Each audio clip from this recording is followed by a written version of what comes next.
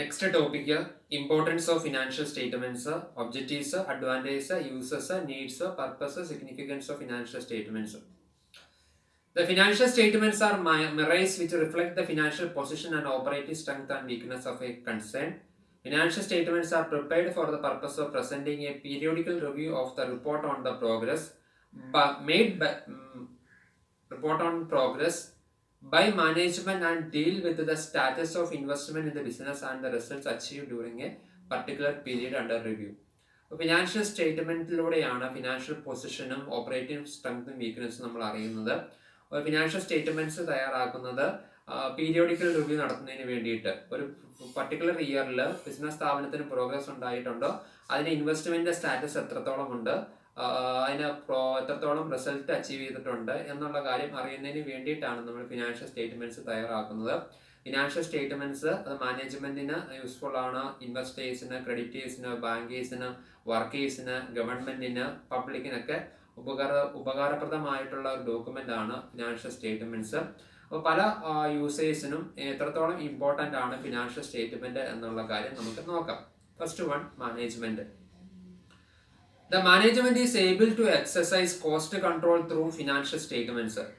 Efficient and inefficient spots are brought to the notice of the management. The management is able to decide the course of action to be adopted in future.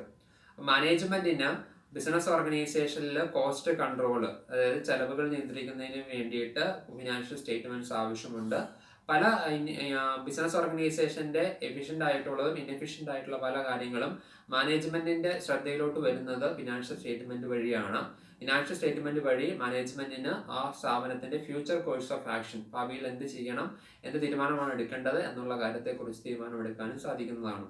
അപ്പം മാനേജ്മെന്റിന് cost control ചെയ്യുന്നതിന് വേണ്ടിയിട്ട്, inefficiency note ചെയ്യുന്നതിന് വേണ്ടിയിട്ട്, future course of action തീരുമാനിക്കുന്നതിൽ financial statement സഹായിക്കുന്നുണ്ട്. രണ്ടാമത്, creditors. The trade creditors are to be paid in a short span of time. This liability is met out of the current assets. The creditors will be interested in the short-term solvency of the concerns. ക്രെഡിറ്റേഴ്സിന് അവരിൽ നിന്ന് മേടിച്ചിരിക്കുന്ന amount കുറച്ച് നാളത്തേക്കുള്ളിൽ തന്നെ പേ ചെയ്യേണ്ടതുണ്ട്.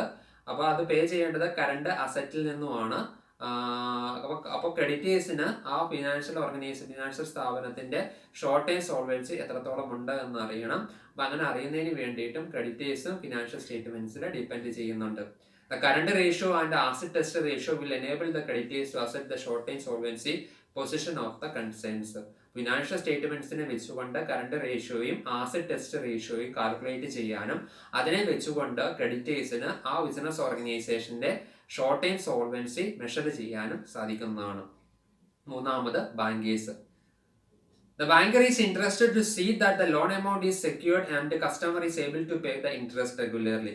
ബാങ്കിന്, business സ്ഥാപനത്തിൽ loan കൊടുത്തിരുന്ന ബാങ്കിന് അറിയാൻ താല്പര്യമുണ്ട് അവർ കൊടുത്തിരിക്കുന്ന ലോൺ എത്രത്തോളം സെക്യൂർ ആണ്, കസ്റ്റമേഴ്സിന് എത്രത്തോളം ഇൻട്രസ്റ്റും പ്രിൻസിപ്പളും തിരിച്ചടയ്ക്കാനുള്ള കപ്പാസിറ്റി ഉണ്ട് എന്നറിയുന്നതിന് വേണ്ടിയിട്ട്.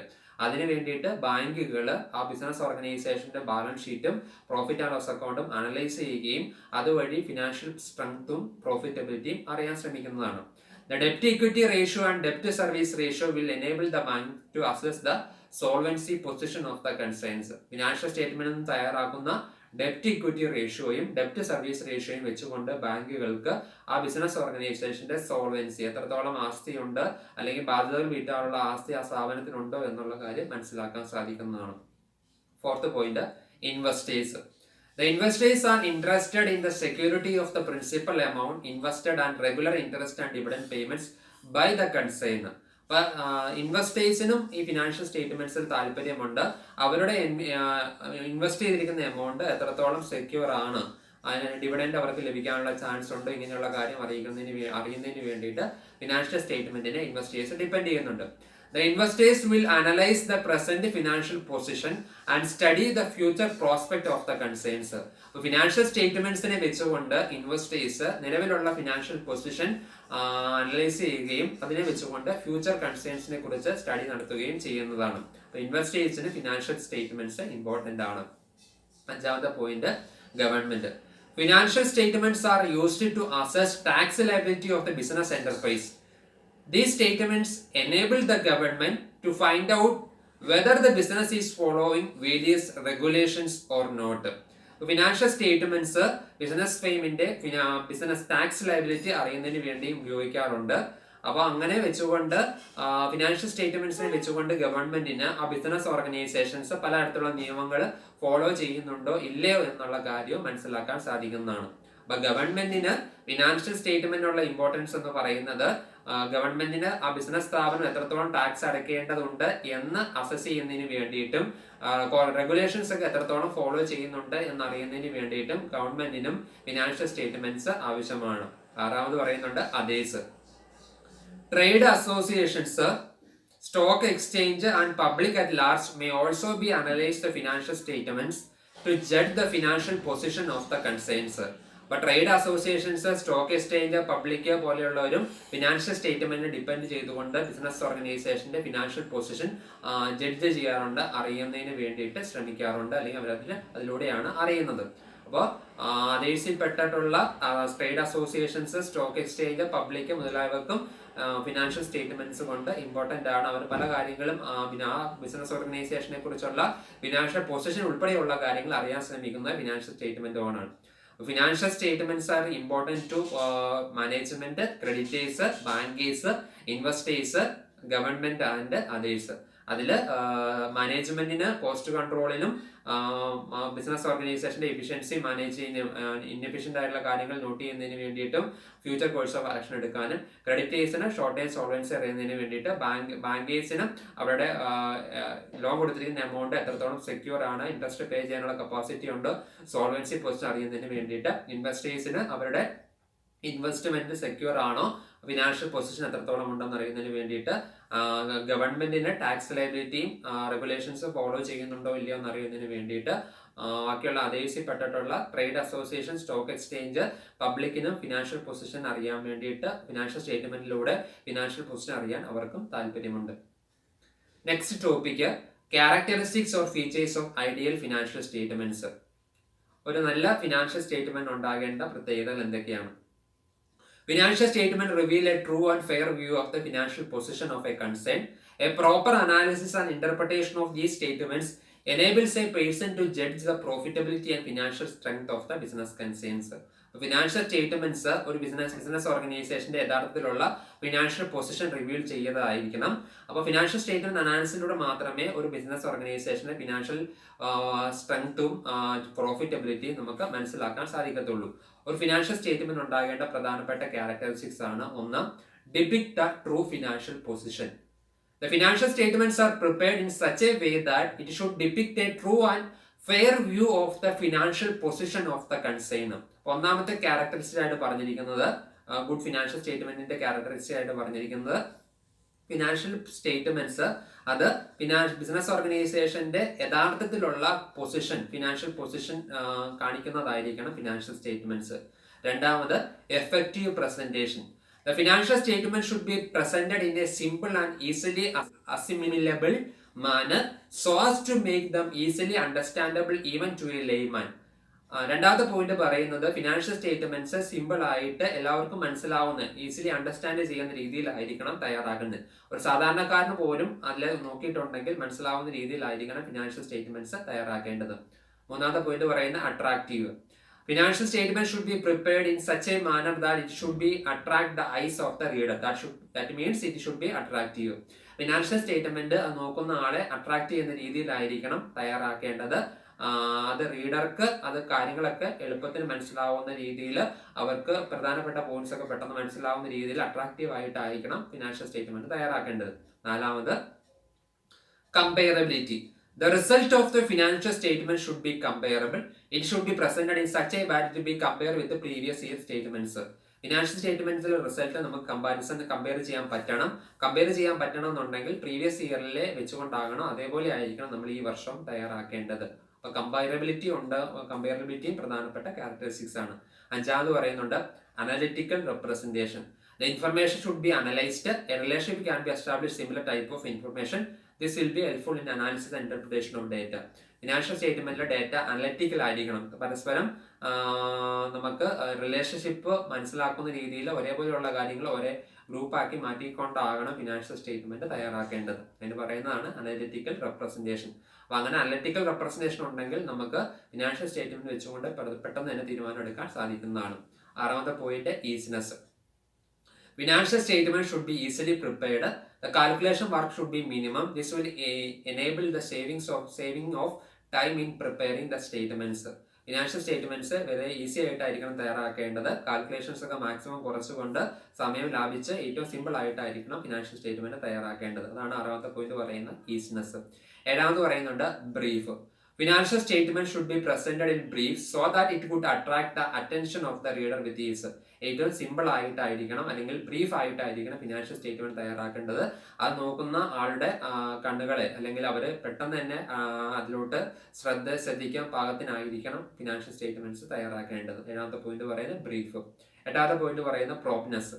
The financial statement should be prepared and presented promptly. These statements should be ready at the close of the financial year. Correct സമയത്ത് പറഞ്ഞിരിക്കുന്ന രീതിയിൽ തന്നെയായിരിക്കും ഫിനാൻഷ്യൽ സ്റ്റേറ്റ്മെന്റ് തയ്യാറാക്കേണ്ടത്. ഫിനാൻഷ്യൽ ഇയറിന്റെ അക്കൗണ്ടിംഗ് ഇയറിന്റെ അവസാനത്തോടു കൂടി ഫിനാൻഷ്യൽ സ്റ്റേറ്റ്മെന്റ് തയ്യാറാക്കേണ്ടത്. കറക്റ്റ് സമയത്ത് ആവശ്യമുള്ളപ്പോൾ തന്നെ ഫിനാൻഷ്യൽ സ്റ്റേറ്റ്മെന്റ് തയ്യാറാക്കണം എന്നുള്ളതാണ് ഒമ്പതാമത്തെ പോയിന്റ് പറയുന്ന പ്രോപ്നെസ്. അപ്പൊ 8 ക്യാരക്ടറിസ്റ്റിക്സ് ആണ് ഐഡിയൽ ഫിനാൻഷ്യൽ സ്റ്റേറ്റ്മെന്റിനുള്ളത്. 1. Depict the true financial position. 2. Effective presentation. 3. Attractive. 4. Comparability. 5. Analytical representation. 6. Easiness. 7. Brief. 8. Promptness. Next topic nature of financial statements. Financial statements are prepared on the basis of recorded facts. The facts are recorded in monetary terms. Statements are prepared for a particular period and transactions are recorded in the chronological order. Financial statements നമ്മൾ തയ്യാറാക്കുന്നത് recorded ഫാക്ട്സിനെ വെച്ചുകൊണ്ടാണ്. അത് monetary ടൈംസിൽ മണിയിൽ represent ചെയ്യാവുന്ന കാര്യങ്ങളാണ് നമ്മൾ financial സ്റ്റേറ്റ്മെന്റ്സിൽ record ചെയ്യുന്നത്. അത് പർട്ടിക്കുലർ പീരീഡിലോട്ട് ക്രോണോളജിക്കൽ, അതായത് സമയം ടൈം അനുസരിച്ച് അല്ലെങ്കിൽ പീരീഡ് അനുസരിച്ചുകൊണ്ടാണ് അത് റെക്കോർഡ് ചെയ്യേണ്ടത്. ഫിനാൻഷ്യൽ സ്റ്റേറ്റ്മെന്റിൽ പ്രധാനമായിട്ടും ഉണ്ടാകേണ്ട പ്രധാനപ്പെട്ട നേച്ചേഴ്സ്, ഫിനാൻഷ്യൽ സ്റ്റേറ്റ്മെന്റ് നേച്ചേഴ്സ് ഏതൊക്കെയാണെന്നുള്ള കാര്യം പറഞ്ഞിട്ടുണ്ട്. The nature and accuracy of the data shown in the financial statement depend upon the following facts. Financial സ്റ്റേറ്റ്മെന്റിലുള്ള ഡേറ്റയുടെ നേച്ചർ അല്ലെങ്കിൽ ആക്യുറസി താഴെ പറയുന്ന കാര്യങ്ങളെ ആശ്രയിച്ചാണ് ഇരിക്കുന്നത്. 1. Recorded facts. This refers to the data taken out of the accounting records. Records are maintained on the basis of actual cost data. Recorded accounting റെക്കോർഡ്സിനെ വെച്ചുകൊണ്ടാകണം ഫിനാൻഷ്യൽ സ്റ്റേറ്റ്മെന്റ്സ് തയ്യാറാക്കേണ്ടത്. അതിൽ ആക്ച്വൽ കോസ്റ്റ് ഡേറ്റിനെ വെച്ചുകൊണ്ടാണ് അക്കൗണ്ടിംഗ് റെക്കോർഡ്സ് ഉണ്ടാകേണ്ടത്. Original cost and historical cost is the basis of recording various transactions. The asset purchased at different times and different prices are put together and shown at the cost price. പല സമയത്ത് മേടിച്ചിട്ടുള്ള assets നമ്മുടെ cost പ്രൈസിലാണ് കാണിക്കേണ്ടത്. Depreciation ഉണ്ടെങ്കിൽ ആ depreciation കൂടെ കുറച്ചതിന് ശേഷമുള്ള amount ആകണം നമ്മൾ ഒറിജിനൽ കോസ്റ്റ് ആയിട്ട് ഫിനാൻഷ്യൽ സ്റ്റേറ്റ്മെന്റ് കാണിക്കുന്നത്. ഒന്നാമത്തെ പോയിന്റ് നേച്ചർ ഓഫ് ഫിനാൻഷ്യൽ സ്റ്റേറ്റ്മെന്റ്സിൽ ഫസ്റ്റ് പോയിന്റ് പറയുന്നതാണ് recorded facts. Already business accounting records വെച്ചുകൊണ്ടാണ് ഫിനാൻഷ്യൽ സ്റ്റേറ്റ്മെന്റ്സ് തയ്യാറാക്കുന്നത്.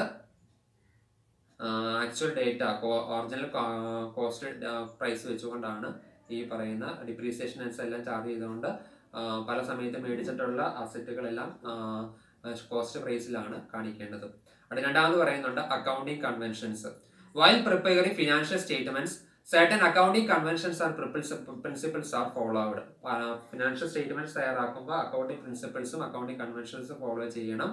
എങ്കിൽ മാത്രമേ നമുക്ക് കറക്റ്റ് ആയിട്ട് തയ്യാറാക്കാൻ സാധിക്കത്തുള്ളൂ. എക്സാമ്പിൾ പറയുകയാണെങ്കിൽ സ്റ്റോക്ക് വാല്യൂ ചെയ്യേണ്ടത് cost price or realisable price whichever is lower. ഏതാണോ കുറവ് അതിനെ വെച്ചുകൊണ്ടാണ് നമ്മൾ കോസ്റ്റ് സ്റ്റോക്ക് വാല്യൂ ചെയ്യേണ്ടത്. അത് ഒന്നെങ്കിൽ കോസ്റ്റ് പ്രൈസ് അല്ലെങ്കിൽ മാർക്കറ്റ് പ്രൈസ് ഏതാണോ കുറവ് അത് വെച്ചുകൊണ്ടാണ് സ്റ്റോക്ക് വാല്യൂ ചെയ്യേണ്ടത്. ഫിക്സഡ് അസറ്റ് വാല്യൂ ചെയ്യേണ്ടത് ഡിപ്രീസിയേഷൻ കുറച്ചിട്ടുള്ള വാല്യൂ വെച്ചുകൊണ്ടാണ്. മൂന്നാമത് പറയുന്നുണ്ട് postulates. These are the assumptions made in accounting. One of these assumptions is that the enterprise is treated as a going concerns. അതായത് അക്കൗണ്ടിങ് നമ്മൾ ഫോളോ ചെയ്യുന്ന assumptions പറയുന്നതാണ് postulates എന്ന് പറയുന്നത്. പല അസംഷൻസിനെ വെച്ചുകൊണ്ടാണ് അക്കൗണ്ടിങ് ചെയ്യുന്നത്. അതിൽ പെട്ടതാണ് ഗോയിങ് കൺസേൺ എന്ന് പറയുന്നത്. ബിസിനസ് സ്ഥാപനം ഈ ലോകം അത്രത്തോളം കാലം ഉണ്ടാവും, അത്രത്തോളം കാലം ഫോളോ ചെയ്യും അല്ലെങ്കിൽ തുടർന്നു കൊണ്ടുപോകും എന്ന കൺസെപ്ഷൻ വെച്ചുകൊണ്ടാണ് നമ്മൾ അക്കൗണ്ടിങ് ചെയ്യുന്നത്. അതേപോലെ തന്നെ accounting entity concept, money measurement concept, stable value of rupee, profit accrual, ഇതെങ്ങനെയുള്ള കൺസെപ്റ്റ് അസംഷൻസ് വെച്ചുകൊണ്ടാണ് നമ്മൾ അക്കൗണ്ടിങ് കൺസെപ്റ്റ് വെച്ചുകൊണ്ടാണ് അക്കൗണ്ടിങ് ചെയ്യുന്നത്. These postulate assumptions are reflected in the financial statements. അത് ഫിനാൻഷ്യൽ സ്റ്റേറ്റ്മെന്റ്സിൽ റിഫ്ലക്ട് ചെയ്യാറുമുണ്ട്. നാലാമത്തെ നേച്ചർ ആണ് പേഴ്സണൽ ജഡ്ജ്മെന്റ്.